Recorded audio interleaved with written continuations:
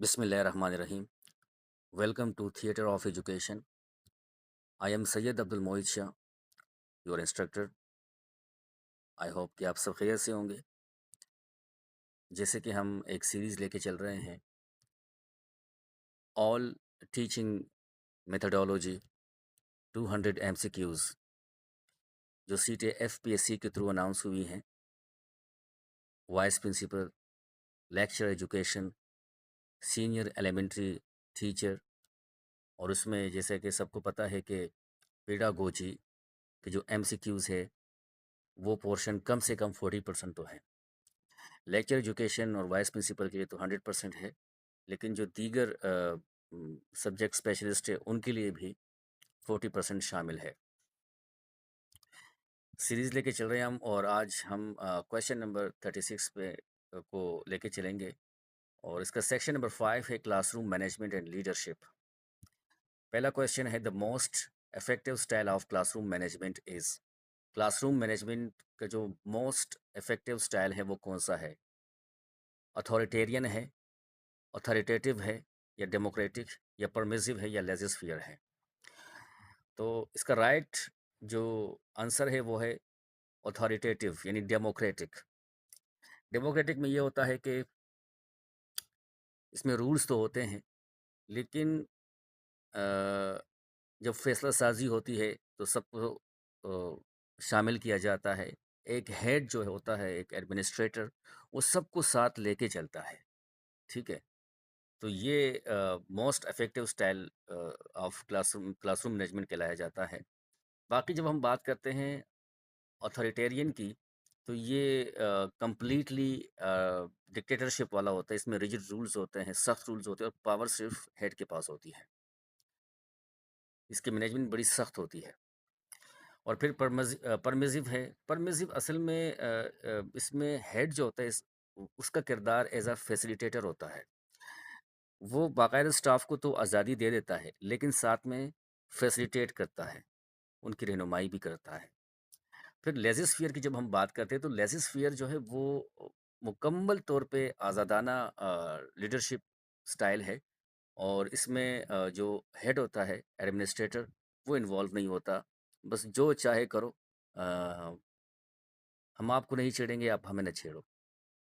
तो most effective style of classroom management जो है वो अथॉरिटेटिव है, डेमोक्रेटिक। अच्छा, क्वेश्चन नंबर 37 है, withitness in classroom management is a term coined by. सबसे पहले तो हमें ये समझना है कि विदिटनेस का मतलब क्या है क्लासरूम मैनेजमेंट में। इसका मतलब है कि लम्हा ब लम्हा क्लासरूम मैनेजमेंट से बाखबर रहना। ठीक है, और पेशन गोई करना, आने वाली मुश्किलात जो होंगी, फ्यूचर में जो आने वाली होंगी, उनसे बाखबर रहना, और उसके लिए फिर प्लानिंग करना पहले से। तो विदिटनेस का मतलब ये है, और ये पेश किसने किया था? ये जेकब खूनिन ने पेश किया था। ठीक है। अच्छा, क्वेश्चन नंबर 38 है, the post code formula for management was given by. अच्छा, पोस्ट कोड फार्मूला मैनेजमेंट में पेश किया था, इसका आंसर ए है। लदर गोलिक ने ये पेश किया था पोस्ट कोड। इसमें जैसे कि P stand for planning, O organising, and S for staffing, D for directing, C for cooperating or coordinating, sorry, और R for reporting, B for budgeting। तो ये पेश किया था लेदर गुलिक ने। क्वेश्चन नंबर 39 है, educational supervision should primarily be. Educational supervision किस इसका पर्पस क्या होता है? तो इसका जो मेन पर्पस होता है वो कंस्ट्रक्टिव एंड क्रिएटिव होता है। सुपरविजन जो होती है वो कंस्ट्रक्टिव और क्रिएटिव होती है, जबकि इंस्पेक्शन का नाम भी हमने बहुत सुना है। इंस्पेक्शन जो होती है वो असल में क्रिटिकल होती है। सुपरविजन हम करते हैं इसलिए ताकि टीचर के अंदर क्रिएटिविटी पैदा हो, और कंस्ट्रक्टिविज्म उसके अंदर पैदा हो जाए। उसको कंस्ट्रक्ट करते हैं हम, तामीर नौ भी करते हैं हम। तो ये इसका पर्पस जो नियत होती है सुपरविजन की, वो क्रिएटिव एंड कंस्ट्रक्टिव होती है, जबकि इंस्पेक्शन क्रिटिकल होती है, और हमेशा इंस्पेक्शन में ऑब्जेक्शन लगते हैं टीचरों के ऊपर, ठीक है, सुपरविज़न में नहीं लगते। और इंस्पेक्शन की नीयत भी यही होती है कि आप क्रिटिसाइज़ करें और ताकि टीचर अपनी इस्लाह करें।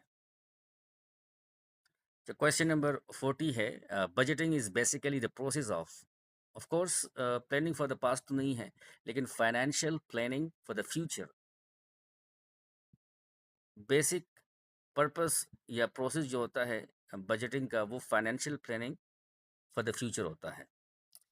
क्वेश्चन नंबर 41 है, the main purpose of the school register is to maintain, ये तो सबको पता होना चाहिए। आंसर ऑप्शन बी देख लें, record of students attendance and progress. Question number 42 है, स्वोट SWOT, स्वोट analysis in educational management stands for. ये स्टैंड फॉर है option A, strengths, weaknesses, opportunities और थ्रेट्स।